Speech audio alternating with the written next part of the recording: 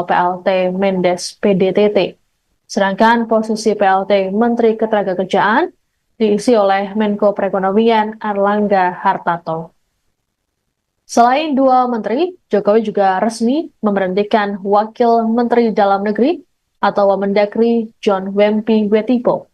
Pemberhentian ini berkaitan dengan pencalonan Wempi sebagai calon kepala daerah di Pilkada 2024. Sebagai informasi, Wempi mencalonkan diri sebagai calon gubernur di Pilkada Papua Tengah 2024. Sementara itu, Ida Fauziah mengikuti acara pelepasan di Kementerian Ketenagakerjaan pada Senin hari ini.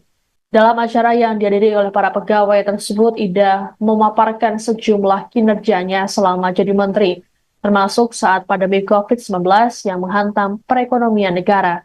Ida juga menyampaikan pesan khusus pada Kemenaker yang ia tulis dalam catatan.